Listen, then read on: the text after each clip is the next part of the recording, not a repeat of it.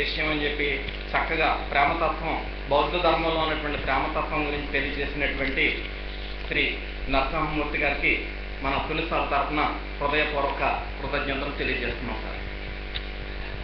అవతార పురుషుడికి జన్మనిచ్చినటువంటి మాతృమూర్తి అందరూ కూడా ఇక్కడ వేంచేస్తున్నారు. ఎక్కడ వారు అక్కడే ఒకసారి హృదయంలో నమస్కరించుకోవాల్సిందిగా మనవి.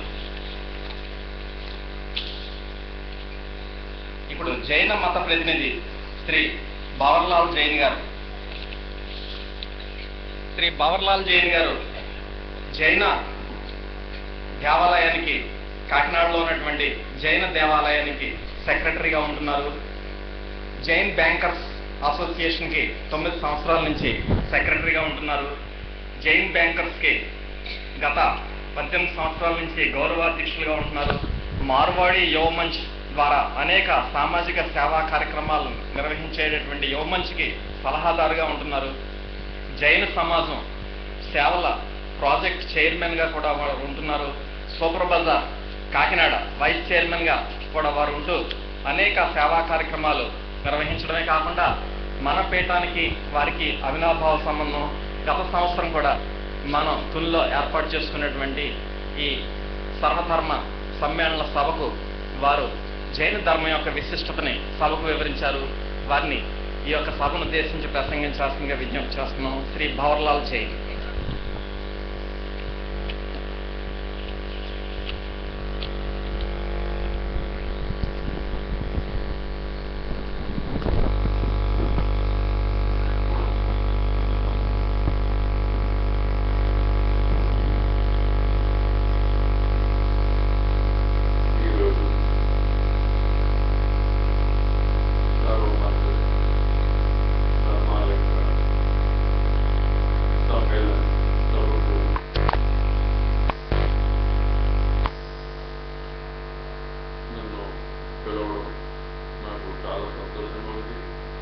గత సంవత్సరం కూడా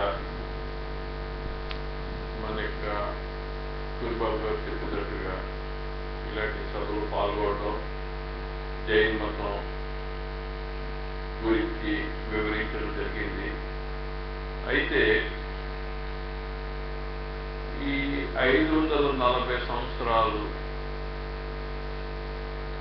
సుదీర్ఘ చరిత్ర కలిగిన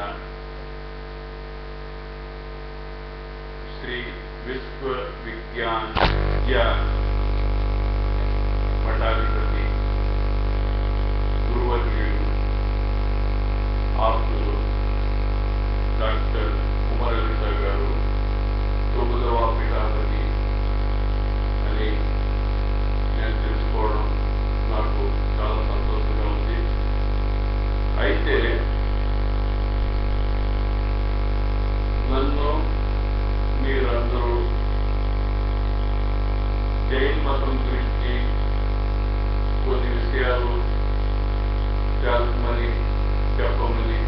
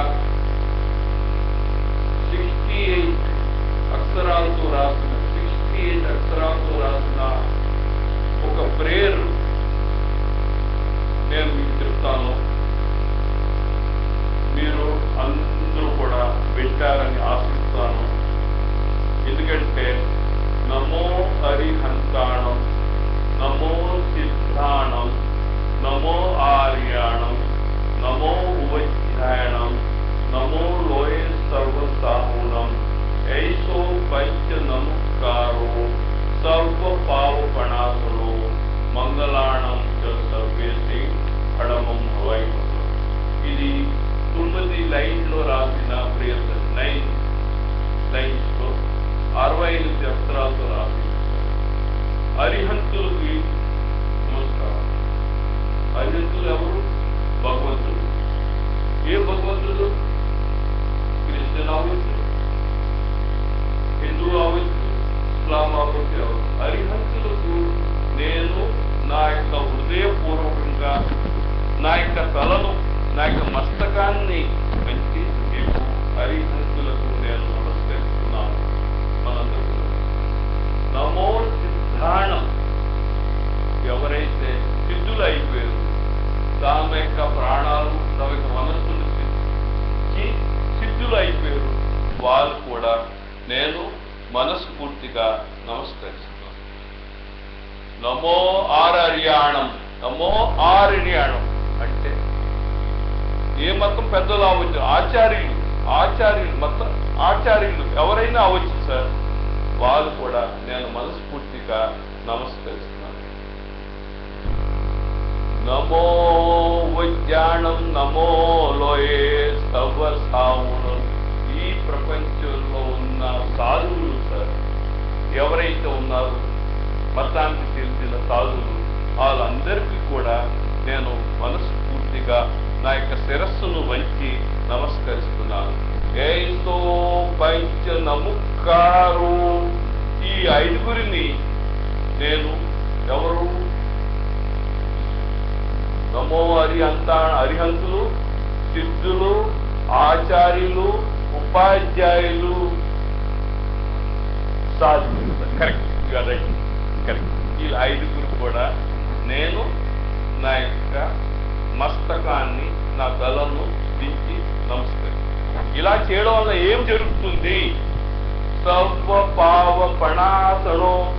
మనం నమస్కరించడం వల్ల, ఎందుకంటే వాళ్ళు పెద్దలు సార్, వాళ్ళందరూ పెద్దలు, వాళ్ళని మనం నమస్కరించడం మన యొక్క పాపాలని మనం పోగొట్టుకున్న వాళ్ళు అవుతారు. మన యొక్క పాపాలని మనం పోగొట్టుకొని ఇంకేం జరుగుతుంది? సర్వ పావ పణాసనో మంగళాణం చ సర్వేసి పడమం హవై మంగళం. ఇలా మనం చేసుకోవడం వలన మన ఆత్మశుద్ధి, మన యొక్క ఆత్మకి కళ్యాణం జరుగుతుందని చెప్తుంది. ఇది మంగళాచరణం అంటారు. ఇది ఈ యొక్క మంత్రాన్ని మహామంత్ర నవకారాన్ని ఏ జైన్ మతం వాళ్ళైనా ఎప్పుడైనా దిన్ మే సమ్మరో, రాత్ మే సమ్మరో, జీవిత సమ్మరో, మరత సమ్మరో, ఇది ఎప్పుడైనా రాత్రైనా స్మరించచ్చు, దినాన్ని జీవించి చేయొచ్చు. మరణాంతరం కూడా మనం చేసుకుంటే మన యొక్క జీవితం ధన్యమవుతుందని పెద్దలు ఎవరైతే రచయిత అవుతున్నారో, ఈ మహామంత్రాన్ని రచయిత ఎవరో ఒక్క మతాన్ని గురించి కానీ, ఒక్క మనిషి గురించి కానీ, దీని గురించి కానీ లేదు. ఇది సర్వమతాలకి సంబంధించి కాబట్టి ఇదే మహామంత్రం, మంగళాచరణ మహామంత్రం ఇక్కడ మీ అందరికీ చెప్పాం కాబట్టి, ఇక్కడ ప్రత్యేకంగా హిందూ మతం, క్రిస్టియన్, ముస్లిం దానికి సంబంధించి కాదు కాబట్టి మీరందరూ మనం అందరూ కూడా బంధువులని చెప్పుకోవడానికి, నేను సౌగర్వంగా చెప్పుకోవడానికి నేను హర్షిస్తున్నాను సార్. అయితే ఇది మంగళాచరణ మహామంత్రం నుండి అయిపోయిన తర్వాత జైన్ మతం అసలు విషయానికి వస్తాం. జైన్ మతం కంటే చాలా మంది పెద్దలు, మా బుద్ధ మతం పెద్దలు, మనం క్రిస్టియన్స్ హిందువులు చెప్పారు. జైన్ మతం అంటే ఇంద్రియాల్ని జయించడమే జీనుడు, వాళ్ళే జయించారు. మనకు ఉన్న ఇంద్రియాలు కామం, క్రోధం, మదం, మాత్సర్యం, మోహం. ప్రతిదీ నాది మోహం. ఈ 5టిని మనం ఒకవేళ జయించగలిగితే అదే వాళ్ళే దీనులు, వాళ్ళే జైనులు సార్. ఎందుకంటే మనంతా మానవతా మతంలో ఉన్నారు సార్. సరే, బాగుంది. జైన్ మతం ఎంత ప్రాచీనమైంది అది కూడా తెలుసుకోవాలి కదా సార్. మా యొక్క బంధువు అయినా, బౌద్ధ మతం ప్రతినిధి అయినా బౌద్ధ మతం గురించి చెప్పారు. ఈ మధ్యనే నేను కూడా అక్కడ బౌద్ధగా వెళ్ళి వచ్చాను. బుద్ధ భగవాన్ని ప్రార్థించాను, చూశాను. ఆయన గురించి కూడా తెలుసుకున్నాను. అక్కడ వాళ్ళు చెప్పే చరిత్ర గురించి కూడా తెలుసుకుంటే బుద్ధ భగవానుడు, మహావీర్ భగవానుడు సమకాలికులని తెలిసించారు. బుద్ధ భగవానుడు, మహావీర్ భగవానుడు సమకాలికులను తెలిసించారు. అయితే భగవాన్ మహావీరుడు పుట్టి 2611 సంవత్సరాలు ఈ 5/4/2012కి అవుతుంది సార్. ఇప్పుడు నెక్స్ట్ మంత్ ఏప్రిల్ 5వ తారీఖుని, ఇవాళ 5వ తారీఖు, నెక్స్ట్ 5వ తారీఖుకి భగవాన్ మహావీర్ జయంతి ఉత్సవాన్ని మన కాకినాడలోనే కాదు, మన జిల్లాలోనే కాదు, మన రాష్ట్రంలోనే కాదు, మన దేశం అంతటా జైనులు భగవాన్ మహావీర్ జయంతిని ఘనంగా జరుపుకోవడానికి ఏర్పాట్లు చేస్తున్నారు. బహుశా మన మిత్రులు అందరికీ అన్ని ధర్మాల వారిని, అన్ని మతాల వారిని కూడా ఇన్వైట్ చేసి వాళ్ళ యొక్క ఆశీస్సులు కూడా తప్పకుండా తీసుకుంటామని అనుకుంటున్నాం. సో తప్పకుండా మీ అందరినీ ఇన్వైట్ చేస్తాం. మీరు అందరూ మాకు బంధువులు కాబట్టి తప్పకుండా మీరు కూడా మా యొక్క ఆనందం నుంచి రావాల్సింది. అయితే ఇప్పుడు నేను చెప్పింది మహావీరుడు సమకాలికుడు బుద్ధుడు. అయితే జైన్ మతంలో, జైన్ ధర్మంలో 24 మంది తీర్థంకరులు ఉన్నారు సార్.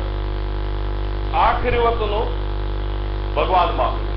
అతని కన్నా ఇంకా 23 మంది పైన తీర్థంకరులు ఉన్నారు. దాన్ని బట్టి మీరు మనం అందరూ తెలుసుకోవాల్సింది ఏంటంటే జైన్ మతం చాలా ప్రాచీనమైనది, చాలా ప్రాచీనమైనది. మీరు చూస్తుంటారు ఎక్కడెక్కడో జైన్ విగ్రహాలు దొరుకుతున్నాయి, ఇక్కడెక్కడ జైన్ విగ్రహాలు ఉన్నాయి. దాన్ని బట్టి అది కాలకర్మంలో కాలంలో కలిసిపోయి ఇప్పుడెప్పుడే బయట పెడుతున్నాయి. వాటిని కూడా సముచితమైన ప్రతిష్ఠ జరిపించి ఒక సముచితమైన స్థానంలో ఏర్పాటు చేస్తున్నారు. సో జైన్ ధర్మం, జైన్ మతం అంటే ఏంటి, జైన మతం ఎంత ప్రాచీనమైనది తెలిసి. అయితే జైన మతం ఏమంటుంది ఇప్పుడు మీకు అందరికీ డౌట్ వస్తుంది. ఏంటి అసలు జైన మతం ఏంటి? జైన మతం ఏమి కాదు సార్. జైన మతం మానవతా మతం. మా సార్ డాక్టర్ గారు ఉమర్ అలీ సార్ చెప్పిన జైన మతం మానవతా మతం. జైన మతంలో ముఖ్యంగా నేను ఒకటే చెప్తాను, జైన మతం మీరు అనకపోయినా పర్వాలేదు సార్, ఇది అహింసా మతం. ఇదే సత్యం మతం, సత్యం గురించి చెప్పే మతం. అహింస గురించి, అహింస పరమో ధర్మ గురించి చెప్పే మతం. ఇదే సత్య నాస్తి పరమో ధర్మ గురించి చెప్పే మతం. ఇదే బ్రహ్మచర్య మతం. బ్రహ్మచర్య అంటే పెళ్లి చేసుకోకుండా ఉండిపోవడం కాదు, పరస్త్రీ వ్యామోహం ఉండకూడదు అని భగవంతుడు ఆఖరి తీర్థంకరుడు భగవాన్ మహావీరుడు చెప్పాడు. ఇంకా ముందుకు వెళ్తే అచౌర్యం, ఇది నాది కాదు, దాని మీద నేను దృష్టి కేంద్రీకరించడం కూడా ముందుగా అచౌర్యం అంటే చోరీ సార్. అన్నిటికన్నా ముఖ్యం సార్ అపరిగ్రహ సార్. అపరిగ్రహ ప్రతిదీ నాది, ఇది నాది, అది నాది, మేడ నాది, ఇది నాది, ఇది నాది, అంతా అపరిగ్రహ. అపరిగ్రహ అంటే నాన్ పొజిషన్. ఎప్పుడైతే మనం ప్రతిదీ నాది నాది నాది నాది అని అనుకుంటూ వెళ్తుంటే మనసుకి శాంతి రాదు. సో పెద్దోళ్ళు మహానుభావులు చెప్పింది ఏంటంటే నిజంగా మీకు శాంతి కావాలంటే, నిజంగా మీకు శాంతి ఎందుకు కావాలంటే peace start from where ambitious and నిజంగా మీకు శాంతి కావాలి. శాంతి అనే పదం బజార్లో మీకు కేజీల్లో కానీ టన్నుల్లో కానీ దీంట్లో కొన్ని కొలతల్లో దొరికేది కాదు. మీరు నిజంగా మీకు శాంతి కావాలంటే మీ యొక్క కోరికలు, మీ యొక్క వాంఛలు తగ్గించుకుంటే నిజంగా మీకు శాంతి దొరుకుతుంది సార్. మాసలారా మీరు అందరూ నాకు బంధువులు.